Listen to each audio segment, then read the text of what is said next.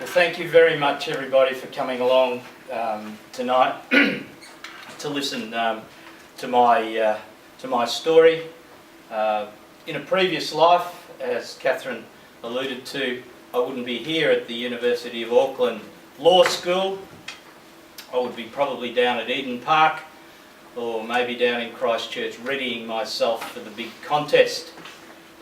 But a lot of people have asked me since I got out of the Murdoch madhouse some 7 or 8 years ago and decided to do something else. They asked, why would a cricket writer start writing books about civil wars and an ongoing genocide in a place like Sri Lanka?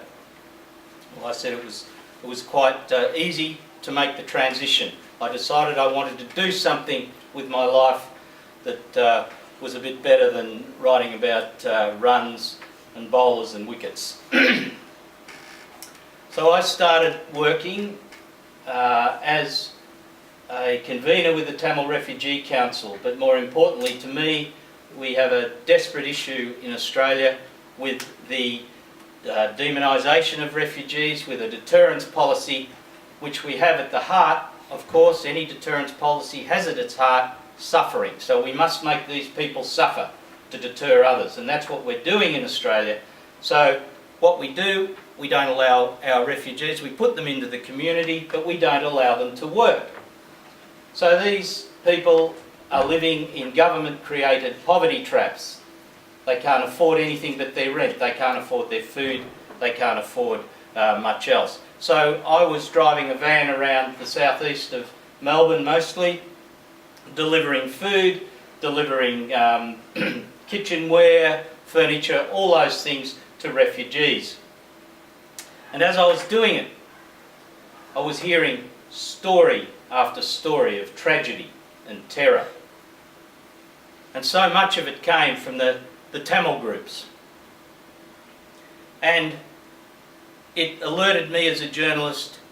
I mean, initially when you hear one story, you say to yourself, oh yes, you're a bit cynical, that sounds so terrible it couldn't possibly be true. But as they mounted up as a journalist, I started to inquire more and more.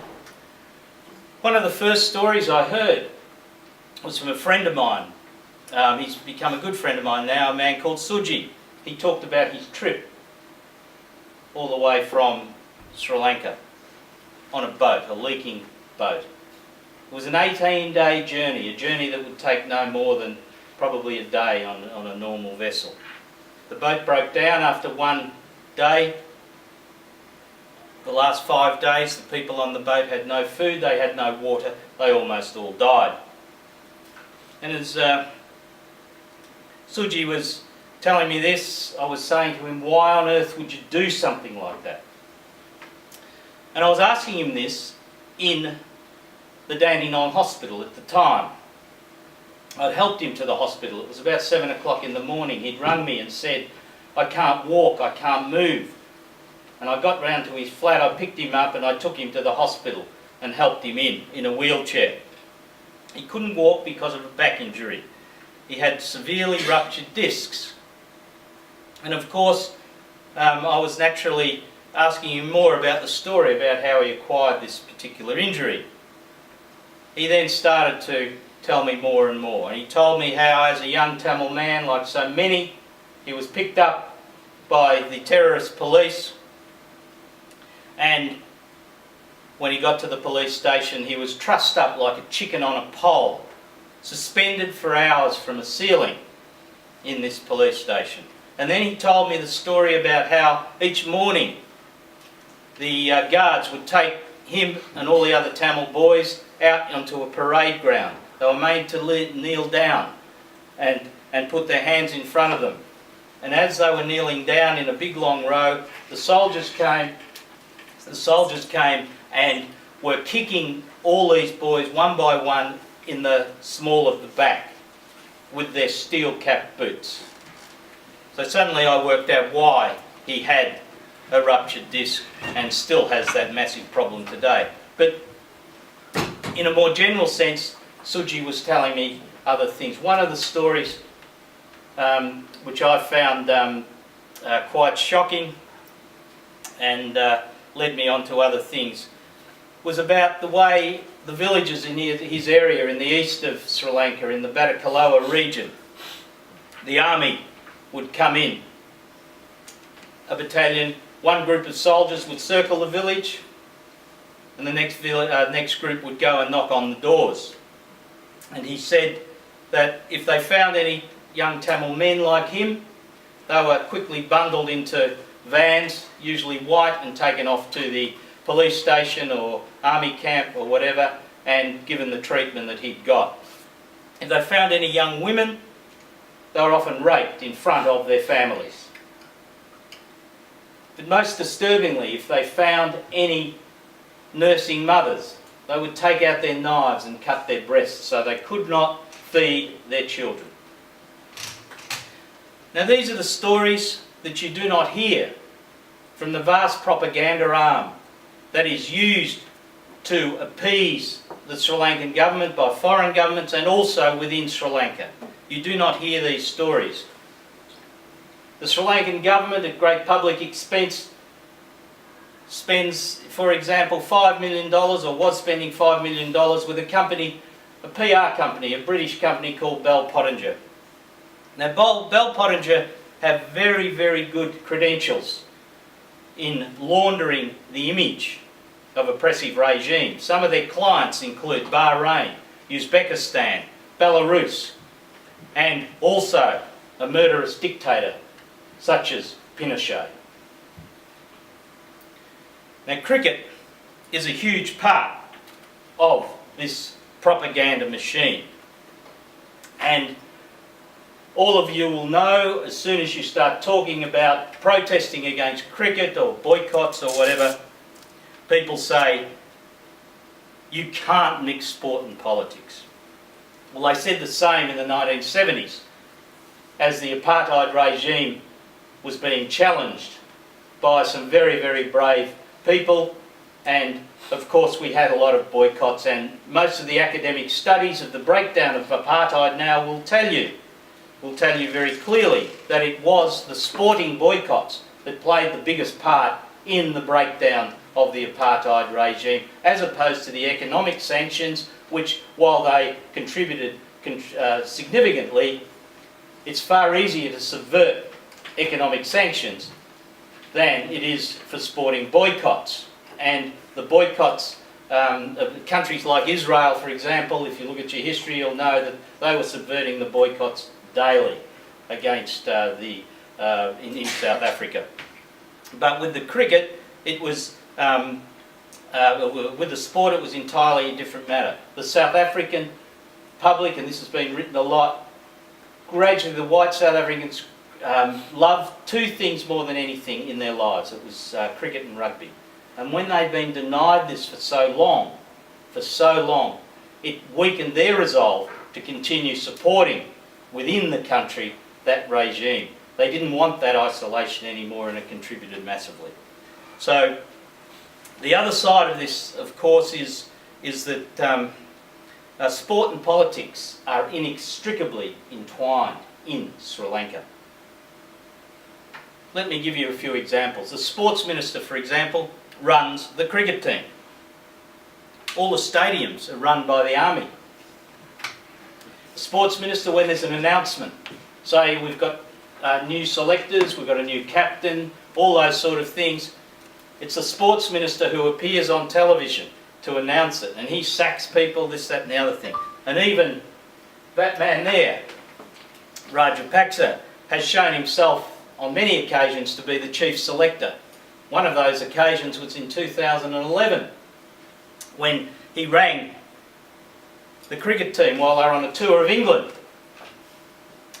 and he demanded that the man in the middle there, one of the greatest batsmen that Sri Lanka's ever had and captains, called Sanath Jayasuriya. Now the team management were bemused by this phone call, mainly because Sanath Jayasuriya was 41 years old and hadn't played for 3 years. But why would they want him in the team?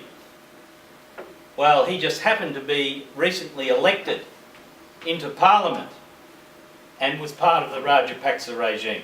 So why not mix a little bit of sport and politics for promotion? So that's what they did. The British press called it a scandal. Jayasuriya played a one-day game against England and then disappeared again back into retirement. And didn't make many runs, by the way. Now, the connection between cricket and Rajapaksa and the regime was very, very strong. You'll see that man there. That man, Ajantha Mendis, he is one of their best spin bowlers. He's played in the test team, in the one-day team. He's not in the squad for this one-day side at the moment, but he plays in all the T20s these days. Well, Ajantha Mendis has another role in life. He's also a gunner in the artillery of the Sri Lankan army and was very much involved in that artillery regiment as many, many thousands of people were being bombed and shelled in the last days of the war, which has led to the war crimes investigation, which the UN estimates 70,000 people, 70,000 innocent civilians were slaughtered. Now, Rajapaksa, of course, makes the most of these things, and there he is as guest of honour at Ajantha Mendis' wedding a couple of years ago. So it's pretty obvious, isn't it, that a brutal dictator can see how best to launder his own image. Now, cricket is also a great vehicle to create awareness of the true nature of a country beyond the boundary. A couple of years ago we organised some rallies at the MCG, the SCG, when Sri Lanka were touring over a 5-test series, or 3-test series I think it was, and played a lot of one-day games. Those rallies were very, very successful. We got a lot of publicity, and the one reason we got it was successful is because we made the connection with cricket and the political side. We were able to stand outside the Melbourne Cricket Ground when 60,000 people went into the first day of the Boxing Day Test match. Over a couple of matches we actually handed out 20,000 leaflets to people explaining the situation for Tamils in Sri Lanka, and we got a lot of traction out of this, not just with the media but with the people. We were able to engage with an audience we could never engage with before. And we got traction, we got a lot of reaction, and I'll give you a good example. The next day at the Tamil Refugee Council, we received a phone call. It was from an employee at the MCG. He said, I walked into the cricket ground yesterday to do my job, and I took one of your leaflets. I sat down and read it and learned all about the oppression of the Tamil population. I knew nothing about what was going on in Sri Lanka. I'm actually ashamed that I sat there and made money out of a game yesterday, and I want to donate my wage to the Tamil Refugee Council. So we were able to change perceptions. Of course, we knew if we were successful when the High Commissioner to Australia from Sri Lanka, Admiral Thassara Samarasinghe, tried to stop these protests. He announced on radio that Australia and you Australians are only using your freedom of speech and freedom of assembly laws to do this, and I'm going to put a stop to it. In other words, try this on in Colombo, baby, and you'll be in a deep, dark, dank torture chamber before you can flick your fingers. On the first morning, I knew what was happening because the security chief of the MCG, who I knew through my cricket contacts, rang me. He came over to me and said to me, do you know this guy Samar Singh? And I said, oh yeah, what's he up to? He said, look, he just rang and demanded that we shut you all down and kick you off the forecourt there at the MCG, get rid of you. And I said, what'd you say to him? He said, I said to him, this is Australian, mate. Now, Samarasinha, of course, you'll find the details of his the accusations against him as one of the war criminals at the end of the war as well. But it's standard procedure for the Sri Lankan government to do these sort of things, and it's very interesting that they do these things. They intimidate people on foreign soil, and our governments do nothing about it. I actually asked the Foreign Minister of Australia, how come a foreign government can intimidate Australian citizens on Australian soil? Where does, what's going on? I got no reply, of course. But as I said, it's standard procedure for the likes of Samarasinha. They go around taking photos of Tamils at rallies to scare them off. They send the photos back to Colombo, and often the relatives will receive knocks on the door from the security police, usually at midnight, for added effect. And Mr. Samarasinha, true to form, I found out only a month ago, had been to Monash University, who are the publishers of my book, and tried to get them. He had meetings with the Vice-Chancellor and the Deputy Vice-Chancellor and tried to get them to withdraw their support from the book. And I'm told that he used, and this is an interesting thing, being in a university, he was using the leverage, or leverage he thought he had through, there's a college in Sri Lanka now in Colombo called Monash College. It is a pathway college, a pathway education facility to Monash University. You spend a year there and then you can get into Monash University. There's a lot of this happening around the world, and that was what was trying to be used. So it's interesting to think about the links between education in this country and links with some very, very brutal regimes. But in the end, the success was probably confirmed by one thing to me.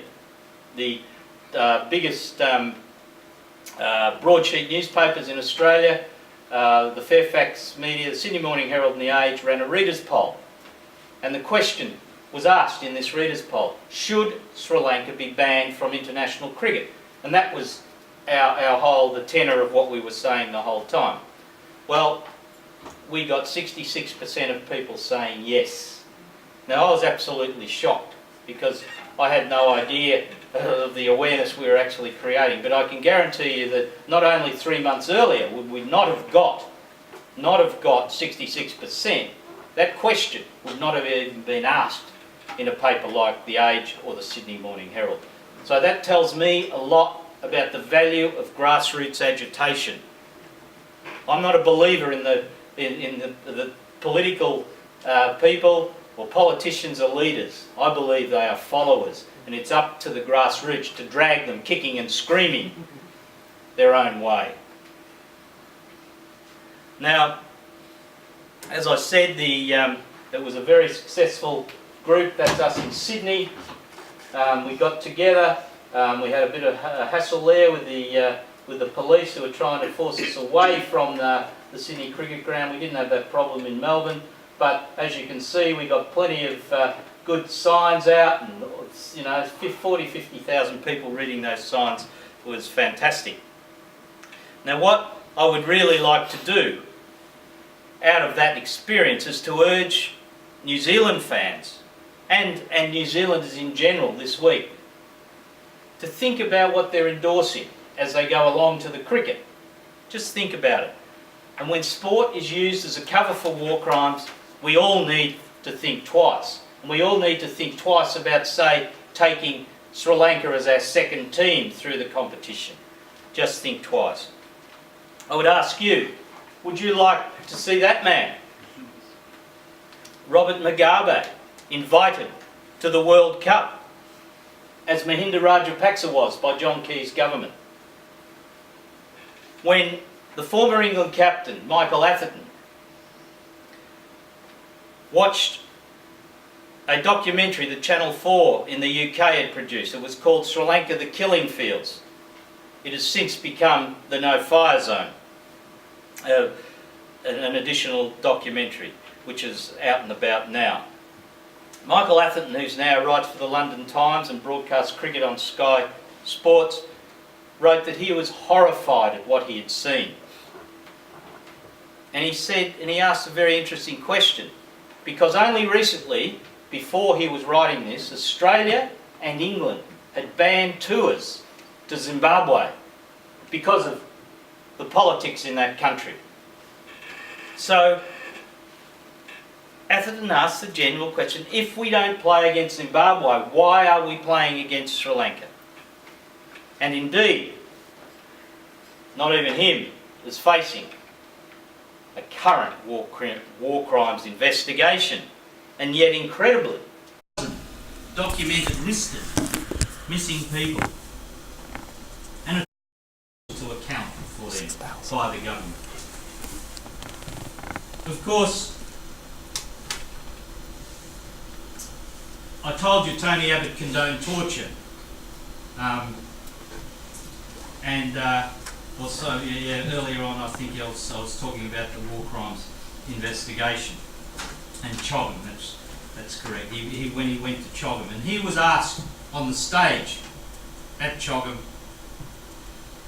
what about the torture in Sri Lankan jails that is so widely documented and that your own Foreign Affairs Department had acknowledged happens?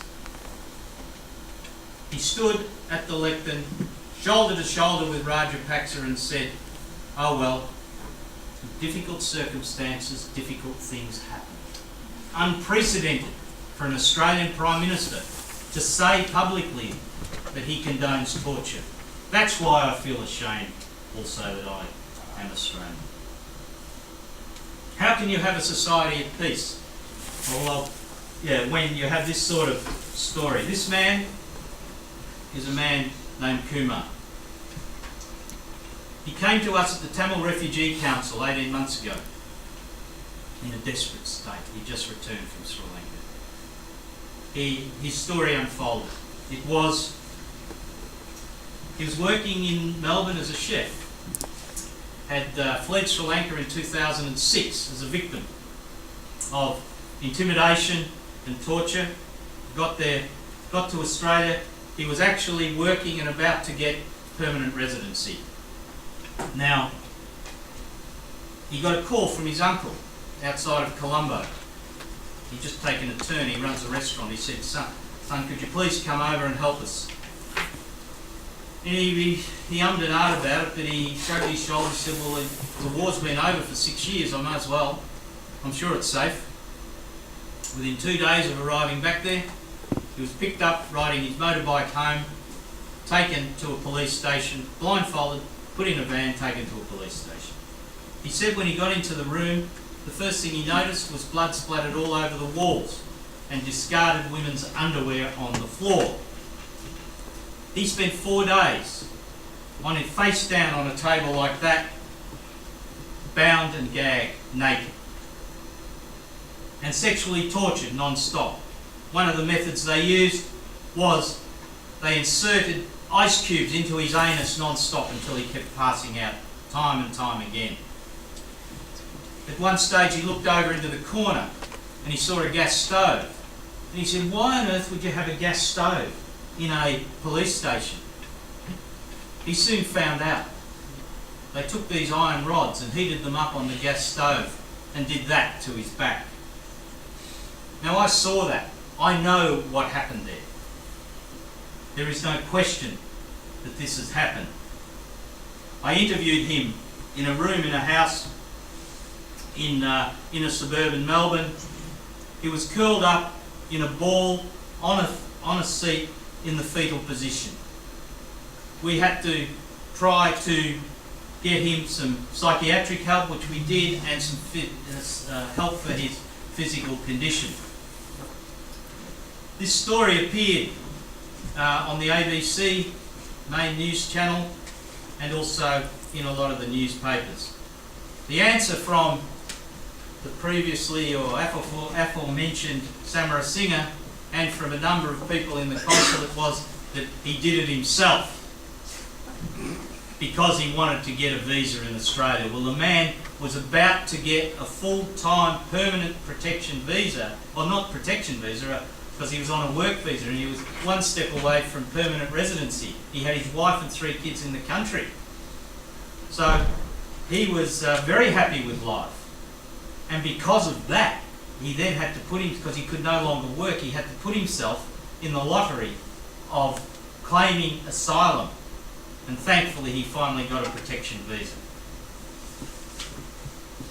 Now, this man, of course, is just one of thousands to which this happened. Society of Peace. Last year, we had a case where 11-year-old and 9-year-old girl were gang raped for 11 days in a row by 7 sailors. They were picked up outside, they walked past the military base each day to go to school.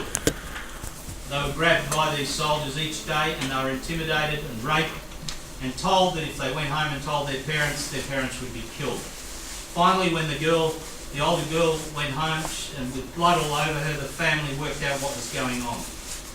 The villagers chased found the culprit after going towards the military base. The girls pointed out where he was. They finally found the 7 of them. They appeared in a courtroom amid a lot of protests that were very well publicised at the time. There was a very quick call made from Colombo, from government sources, that demanded that the magistrate or the court officials disappear this case.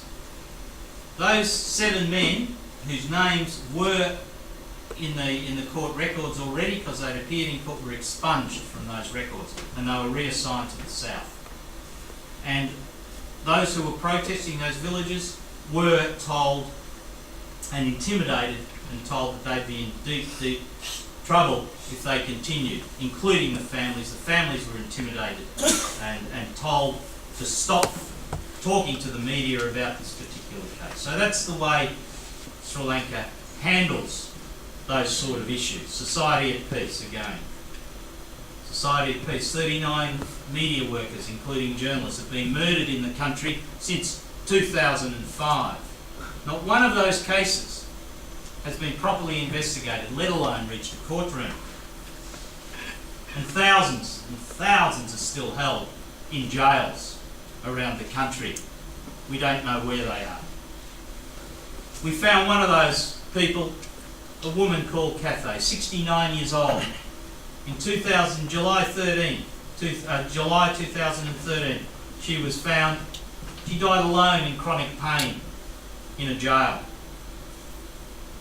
After 19 years of incarceration, she had cancer of the spine, rampant bed sores, and had no medical treatment for years and years and years.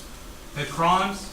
In 1994, she gave food to the LTTE who were in her village at the time.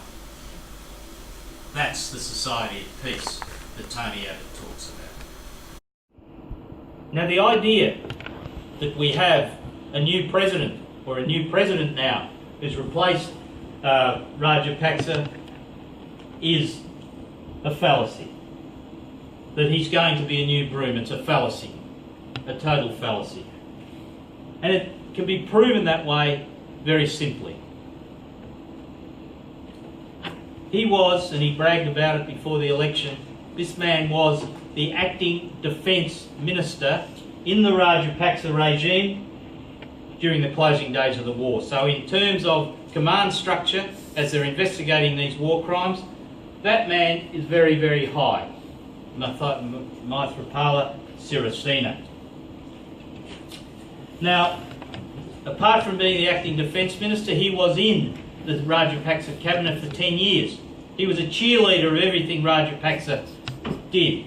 That is an example of how separate they are. He announced that he's going to refuse point blank to reduce the military presence. The Prevention of Terrorism Act stays, and he will not, as Rajapaksa has done, will not let the UN war crimes investigators in to investigate it. He's claimed, of course, we want to have a domestic investigation. Something Rajapaksa's been claiming for years and years and years, to just stall for time. In other words, the criminals investigating the criminals. And another thing Sirisena has done is, of course, he's going to bring back, and it's been, Fonseca has already announced it, that Sarah Fonseca, the general in charge of the slaughter of the Tamils at the end of the war is going to become the Defence Minister. So that's an example. There will be no change. And it's important, those 3 or 4 things I've mentioned, they are the most important things in the society, in that society. The biggest issue is the Tamil issue in Sri Lanka, and until they resolve that, it will not be a country of peace and serenity. They have to resolve that, and this man has said that he will maintain the fundamental drivers of the genocide, which is at the heart, of course, of the great issue. So he will make a few minor concessions to change the outward belligerent image of the Rajapaksa regime, but the same policies will remain. One of those superficial things he's done is he's already announced that the governor of Jaffna, who was a retired military commander, will be replaced by a civil servant. So what? Now, the issue of genocide, the word genocide is a huge issue. A lot of NGOs don't like crossing that barrier. They see it as a barrier to name something a genocide. Well, when you look at the Tamil situation, I ask you, there's been the mass murder of 70,000 people. There's been 146,000 disappeared.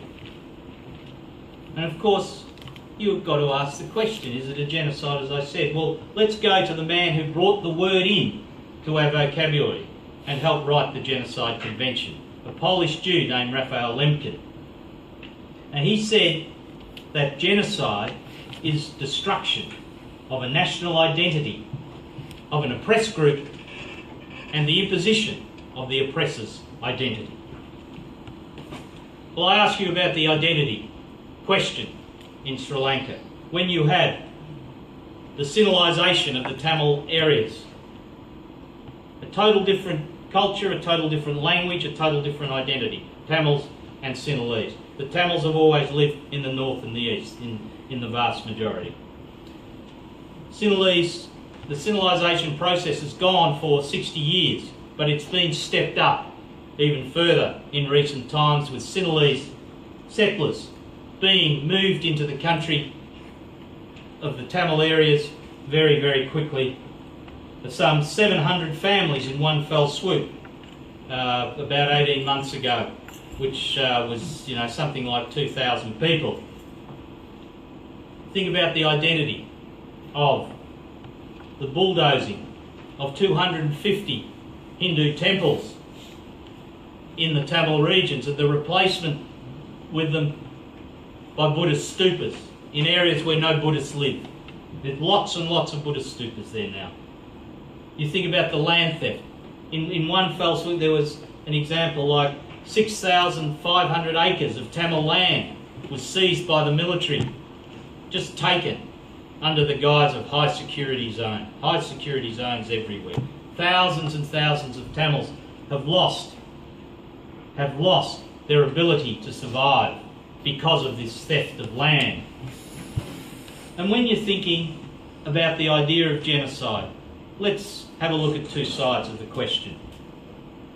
In Mannar province, 2 years ago, or 18 months ago, 30 village women were contacted by the authorities and told they're all women with 5-year-old children, 5 kids under 5, and they were asked to come to the Kilinochchi District Hospital where we want to look after your children, we want to weigh them and make sure everything medically with them is correct, and with yourselves.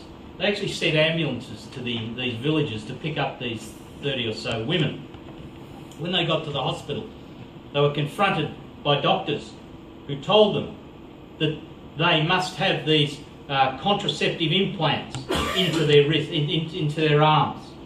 Forced contraception.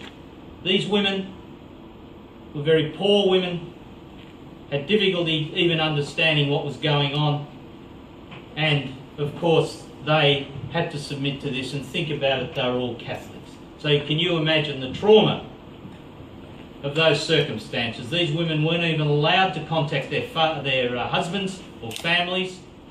They were told that if they didn't do this, they would never get any medical treatment in the area ever again. Now think about that at one end of the scale. Then think about the fact that the Sinhalese soldiers that are now dominating the area of the north and the east are given a financial incentive by the government to have a third child. That has very sinister connotations that go back for me to the Second World War. Now many people talk about reconciliation in this issue. It's the buzzword, reconciliation. The Tamils have got to reconcile with the Sinhalese and the Muslim, everything will be hunky-dory if we can move on. Let's move on. Well, without truth and justice, as we found out in South Africa, there can be no reconciliation. Those two things, truth and justice, must go before. But even in this case, what you're doing when you're asking Tamils to reconcile, what are you doing? You're asking them to reconcile right now with their rapists, with their killers, and their torturers. Well, they're still raping, torturing, killing. It's an impossible situation. And this whole miserable, shocking state of affairs was summed up to me by my friend Suji. He told me he was bemused when people would ask him why he would risk his life in such a manner to go on a boat journey like that to Australia. He said, Trevor, they don't understand that a leaky boat will always be more preferable to a torture chamber. Now Suji lives in Australia now and he smiles a lot these days. And he reflects the hopes and the aspirations of millions of Tamil people around the world. You know what these despots and dictators forget all the time is that while they can kill hundreds of thousands of people at any time, they can never kill the human spirit. And it's alive and well amongst Tamils today as they fight for their inalienable right to self-determination. So I would ask all New Zealanders, whether you're cricket fans or not, when you see the cricket on this weekend, to think about what you'll be endorsing when you watch Sri Lanka play on Saturday in Christchurch. Thank you very much. Green Party and the Auckland Tamil community to give me this opportunity. I hope people can hear me. Is that correct? For giving me this opportunity. So what I want to talk about is evidence for a genocidal state. So first, what do I mean by a genocidal state? People talk a lot about legal issues around the genocide and so on. But I would define it as if you can show that the state has an intent to destroy a nation within it, well, that's a genocidal state.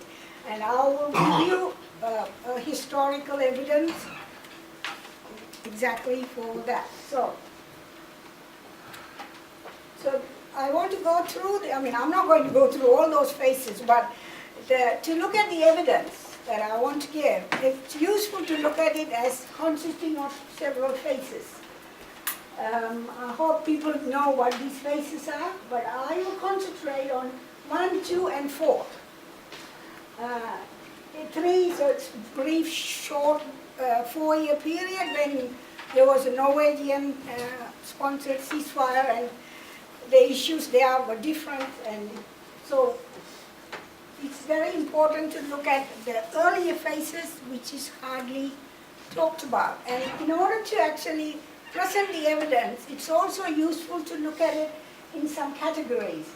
So how the state enacted various legal mechanisms to facilitate the genocide, and then the land issues, which Trevor has touched on, but it also has a history that goes way back. And then the issue of violence is what most people think about when we think of genocide. Under this comes, of course, most of the things that Trevor has touched about, the large-scale massacres, a large number of small-scale killings, torture, and of course, vast property destruction that the Tamil community has faced. And finally, I have put sexual violence separated because there's many facets to the kind of sexual violence that Tamil people have faced. And also, there was, some of you might know, there was a permanent People's Tribunal sitting on Sri Lanka in 2013 December in Germany, and in front of 12 international experts, there was a verdict of genocide and ongoing genocide passed. If people doesn't know what a permanent People's Tribunal is, it's an offshoot of the Vietnam Tribunal that Bertrand Russell started, and it has sat through 40 cases around the world, mainly cases that mainstream institutions decide to ignore for various reasons. Is taken up by the Permanent People's Tribunal, and the evidence was presented exactly in this fashion. So we start with the pre-armed struggle phase, and this is where I'm going to talk most about, because this is forgotten now. This was before the armed struggle started, the Tamil armed struggle started. So the armed struggle actually gave a cover for many things. So even for ordinary people to understand what's going on, it's always clouded by fighting separatism, fighting terrorism, collateral damage, and all kinds of things. That doesn't exist in this phase, because there were some non-violent protests, but Tamil people haven't taken up arms in this phase. And look at what has happened in this phase. So Sri Lanka got independence in 1948, and immediately after, 1 million Tamils were made stateless. These were Tamils who were brought to the country more than 100 years earlier to work in the tea plantations, and they were made stateless mainly to reduce the Tamil representation in the island, and they were given citizenship by the British rulers, and they were stripped of it. And their situation still is precarious. And this was followed by the Sinhala-only Language Act in 1956. So prior to that, there were 3 official languages, and just overnight, it wasn't even a gradual change, 25% of the population were effectively told you are illiterate. So the language issue is still not fully resolved. And so because of all these things, there were protests, non-violent protests, and various negotiations between the Tamil representatives and the state. Agreements were reached only to be discarded straight away because of opposition. And then there is the educational policies that undermine Tamil education. The well-known one is the university admission schemes that discriminates against Tamil students, but there were also other very sinister and insidious actions aimed at destroying the Tamil education. And at the end of all this, in 1972, comes a Republican constitution when Ceylon, as it's known, becomes Sri Lanka. And despite all the Tamil demands until then, the Sinhala language and Buddhism were made supreme, and Tamil nation's existence in the island was completely ignored. And this constitution was further strengthened in 1978, and finally comes the Prevention of Terrorism Act in 1978, what Trevor referred to. And this act is, since 1978, it's on even today. It gives 100% impunity to the Sri Lankan security forces to commit all the violence that you've already heard, and something else that I will mention. That impunity has been a major issue, and it still continues. And these are the legal mechanisms: the language issue, the citizenship, withdrawal of citizenship, educational policies, and Prevention of Terrorism Act. Altogether, it's already set the framework for destroying the Tamil nation. you don't need to even look at what comes after. This is enough to actually show the intent was already there. And of course, in this period, the land colonization has already started. I won't go into detail, but they have been documented. And there were also violence directed against Tamil people, even before one single shot was fired by the Tamils. These are also, most of them were with the active participation of the security forces, and some of them with inaction. Just they were watching while just ordinary Sinhalese people carried out the violence. And it's no point going into detail, but to be aware that this has happened long before Tamil people took up armed struggle. One particular one, that 1981 destruction, it's well documented. 2 cabinet ministers and high-ranking security forces actually arrived in Jaffna to carry out that destruction. And that's not a destruction of a building. 100,000 manuscripts on palm leaves, which are lost forever. It's irreplaceable, even what's written on it. So that's a sure indication of cultural genocide there. So that briefly covers what went on. So I go into the second phase. Now the Tamil people have started taking up the armed struggle, and then what happens? The high security zone. I didn't know what this meant, high security zone. So when I was working in Kilinochchi, I decided to find out. And most of the world, the high security zone is a place that's far removed from the civilian population, where you house whatever, a nuclear plant or whatever, and you need high security to go in and out. Or if they are in a civilian place, it's usually one building, which for some reason needs a high security. That's how everywhere in the world a high security zone terminology is used. But in the Tamil homeland, vast amount of lands from civilians, private land was taken away to house a large number of singular military. So this is it. To house an alien military, private land is taken away and then declared as high security zone. It's quite a depressingly amusing term, the way it's used. And it's the people who were evicted said this started happening in the early 80s. They're still refugees. I know many of them whose land is still occupied by such military establishment. And then there were various other ways that land was taken away, especially in the east during this time.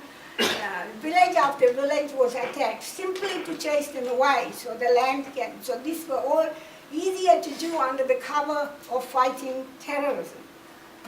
And so I won't sort of continue, but the legal mechanisms in this phase is nothing much to say. It's just various attempts to resolve the Tamil issue. None of it succeeded, again due to intransigence from the singular majority.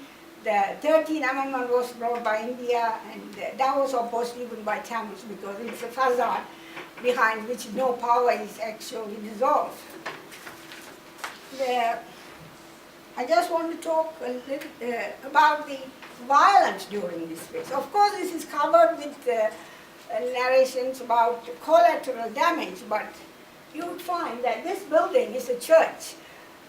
This was bombed in 1985 after people were told, because they were going to carry out an attack on the rebels, and so take refuge in the church. And so a massive number of people had taken refuge, and it was targeted and bombed. That's the church. So if people have watched No Fire Zone, be known that no fire zones happened in 1995 too, on smaller scales. There were many instances where people were asked to take refuge in temples, churches, and schools, and then they are targeted. What I have done here is put lots of small commemorative structures that Tamil people have a habit of building when, after a massacre, a large number of people are killed. So those little boxes indicates the number of people who were killed in those things. We have recorded 105 during this phase, but people tell me that there are many more that we have missed. And these commemorative structures,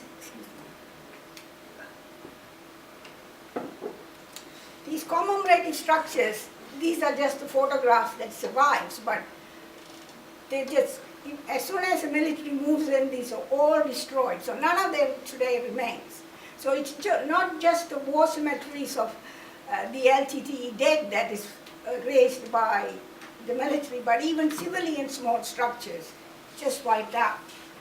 So now we enter the ceasefire phase, which I am skipping the 4 years. The issues there are quite different and complicated, and I'm not going to cover that now. This is 2006, that's 4 years after the ceasefire, the war starts again. I was there at that time. That's when, and that person is one of the peace monitors, the Scandinavian peace monitors. And those people are pleading for food because there is severe embargo with him.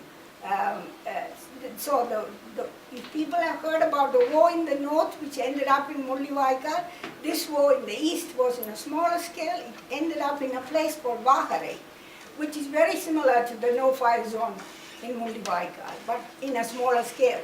Anything up to 300 people would have died in that. So I now come to the evidence of sexual violence. This, I'm not presenting it as in those separate historical periods. I just want to go through a broad brush about what kind of sexual violence Tamil people have faced.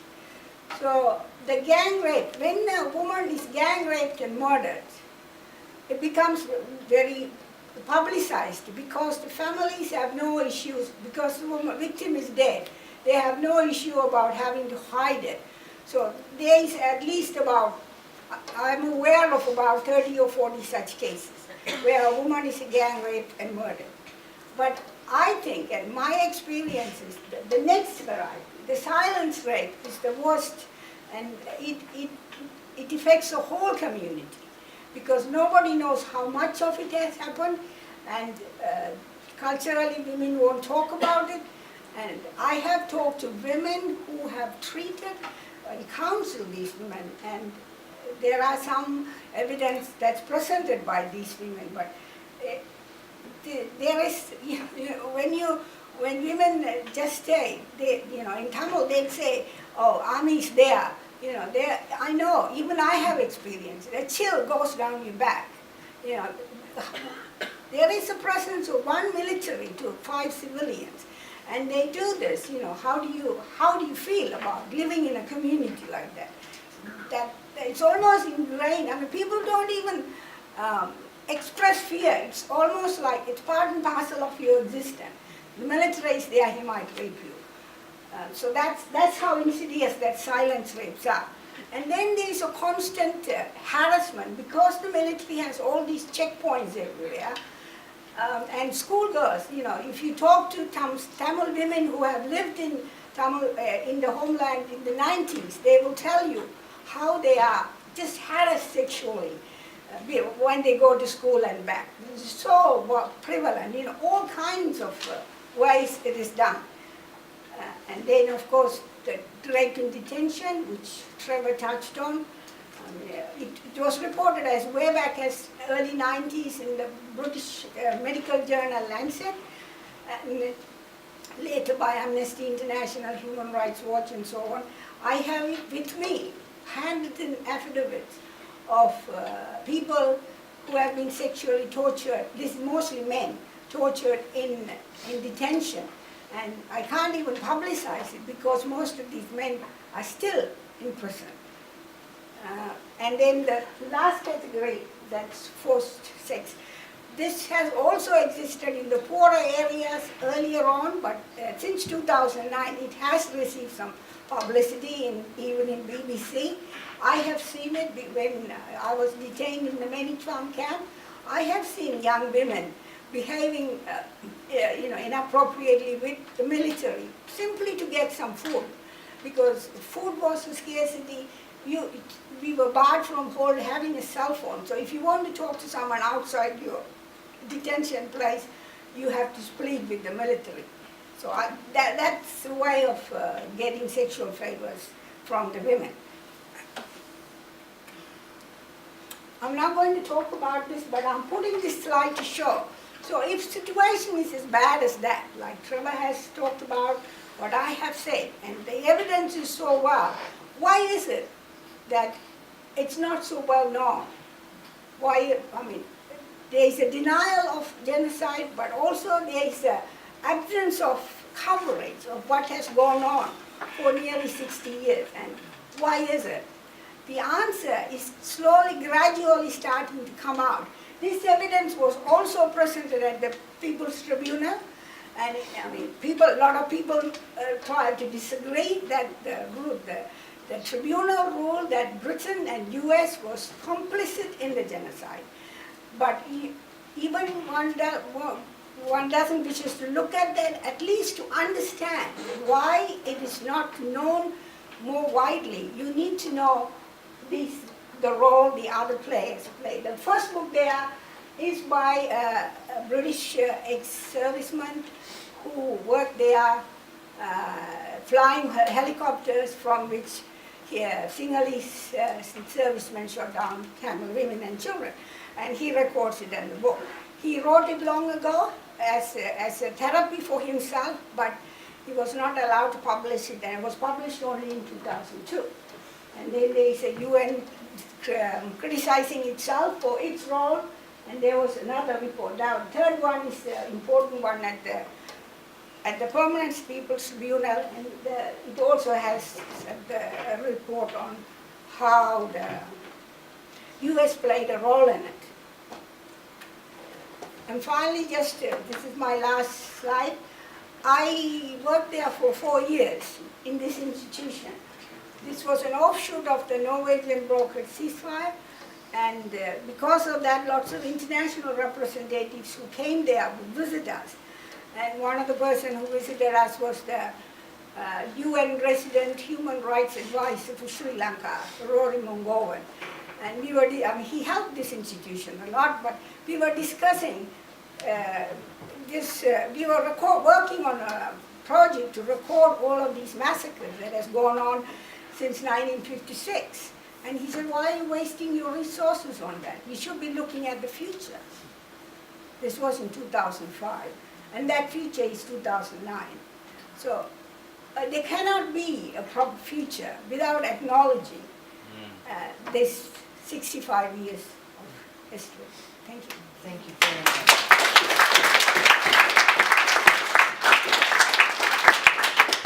Well, thank you so much, Malathi, because there's a saying in this country that Tangata Whenua would say, the past is in front of us. And I think that's so true what you've just said. There cannot be a future unless we actually face the past that is in front of us. My last speaker, and thank you for your courtesy and hanging in with this difficult, important story, is my wonderful colleague and friend Jan Logie, who works with me at Parliament and who was the human rights spokesperson, who went with the Green Party of Australia, this wonderful MP Lee Rhiannon, went to Sri Lanka just before CHOGM, the Commonwealth Heads of Government meeting that should never have been held there, to investigate and to report.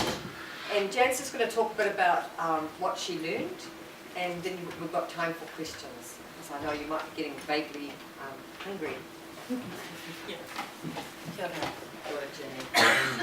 And kia ora koutou katoa, and I hope everyone's feeling okay. I know I've heard these two presentations twice now and still feel quite affected by it, and particularly on the back of our Prime Minister yesterday having said, well, Rajapaksa was democratically elected. Why wouldn't we want to be friends with that man who was doing that? And there are times where being part of a parliament that's showing that kind of global leadership, I feel a little sickened. And being part of this country, I feel disappointed because I know that actually we're better than that.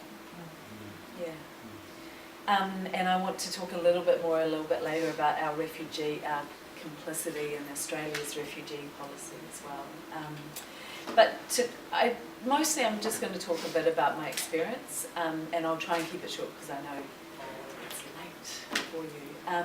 But in Sri Lanka. So, as Catherine said, I went over there with Lee, and we were a little bit worried about how it might go. Going there to talk to people about human rights situation in Sri Lanka.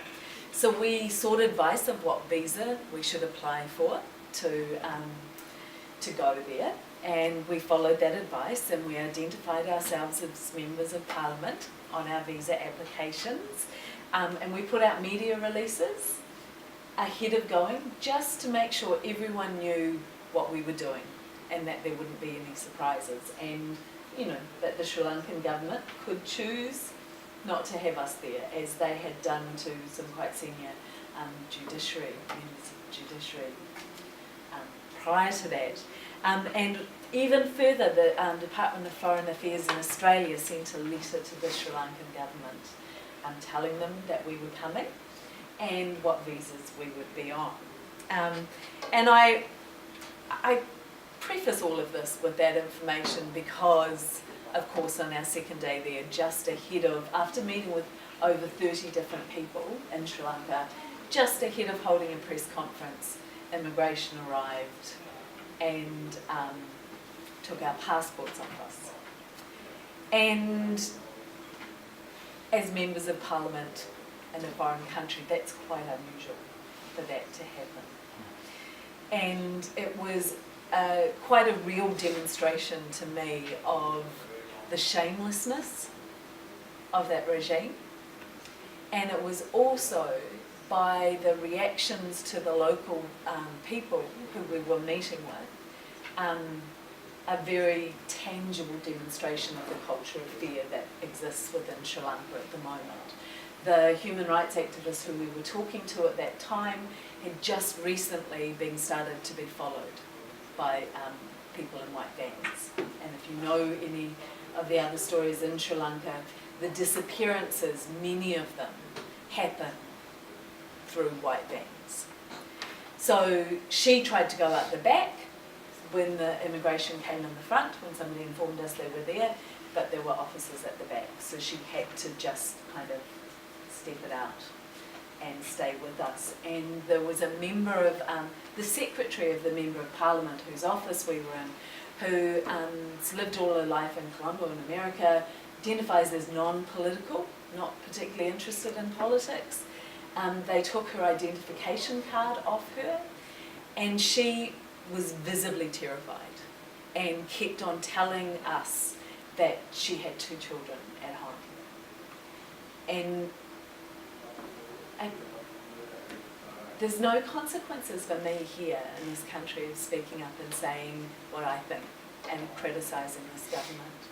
But it was so obvious that to live safely, even in the south of Sri Lanka, actually you have to tailor what you do. It's not freedom. And both, thankfully, what I've heard since is both of those women are fine within that context. They have not been physically harmed as a result of being there with us, but the fear and the intimidation is still just a daily part of life, and it was disturbing, to say the least, to see it. So we went to Sri Lanka because I went because I didn't trust that the New Zealand government was going to challenge the Sri Lankan government about human rights abuses and war crimes at the Commonwealth Heads of Government meeting. And we were right, sadly. And you saw the photos of John Key in Trevor's presentation, where John Key took that opportunity. He had briefings from the Ministry of Foreign Affairs informing the government of the increased culture of fear within Sri Lanka post the end of the war, that things were ramping up, that Rajapaksa had basically taken apart the human rights instruments and put his own people in there. The chief magistrate, I think it was, where he put his person into that role. He'd been dismantling the independent institutions and ramping up the environment of harassment. And so our Prime Minister had that briefing and chose to take that opportunity to extend trade relationships with Sri Lanka and build our diplomatic relationship. Receiving an elephant, receiving presents, posing for photo opportunities, knowing what was happening. And the people I met with in Sri Lanka, share with you some of the stories that they told me and some of the things that I saw, were that there's confiscation of massive tracts of traditionally Tamil land in the north by the Sinhalese army, and this was really obvious. And there were areas that we were not allowed to go into, even with members of parliament from there. And we were told that hundreds, if not thousands, of Sinhalese families are being moved into the north by the government.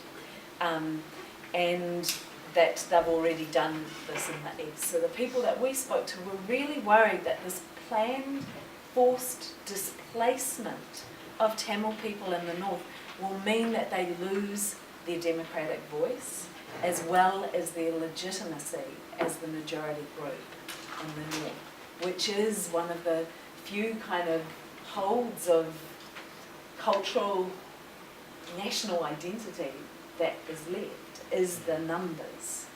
We saw Buddhist statues and stupas right throughout the north, and Tamils are, which is in the north is the Tamil area, and they're not traditional Buddhist. We were told that the army is using free labour to farm the confiscated land and are selling products at massively discounted rates, undercutting the Tamil farmers.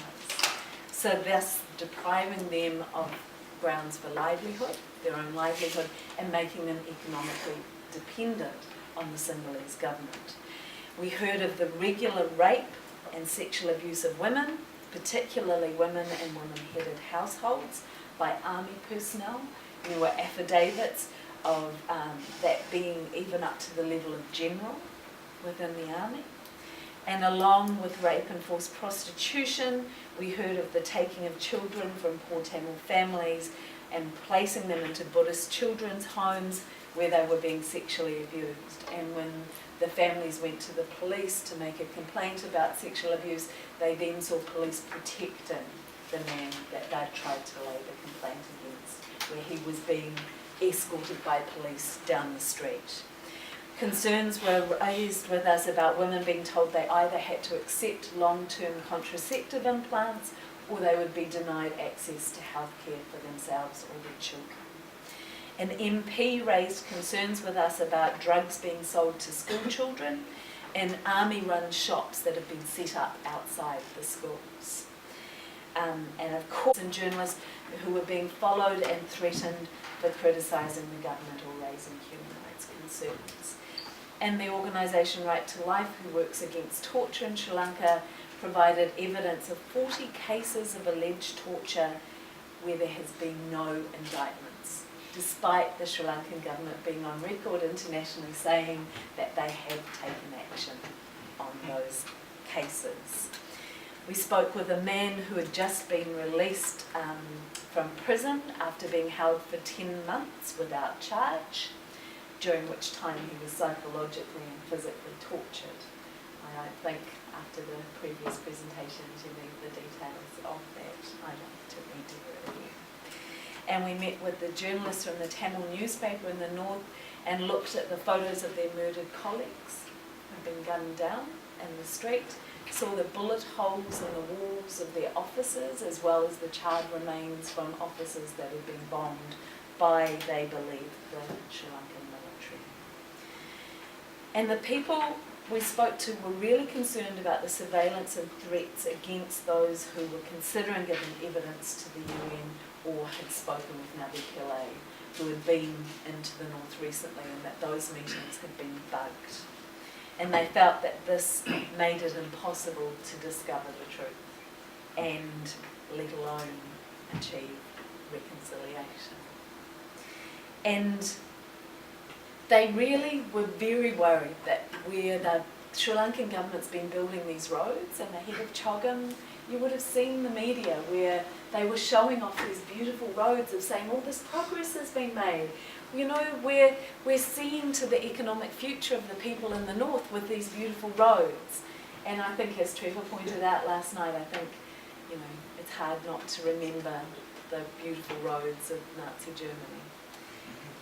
But, and our government and other governments gave that as an example, but the local people were really worried that that measure and similar measures that we're hearing now are actually just an effort to buy time, while the displacement and the continual process of what has been called genocide continues. And that we actually right now have a window of time where we can turn that round. And it needs an independent eye, because we cannot have the people who have been overseeing these actions, this torture, this murder, self-policing themselves. We cannot expect them to turn it around when there's been no evidence that they've even started that process. So I am thankful for all of you to coming out tonight, because we need to be sharing these stories. New Zealand has a growing Tamil community because we're still receiving refugees from Sri Lanka, despite the fact that we're making friends with the government. And we have many people from Tamils who came here as skilled migrants who are contributing fabulously to our country. We are part of this. We live in a global community, and I believe we can make a difference if we start sharing the stories and speaking out and challenging our government. And on that note, I did just want to talk about the New Zealand's complicity with the Australian refugees policy just before I end, where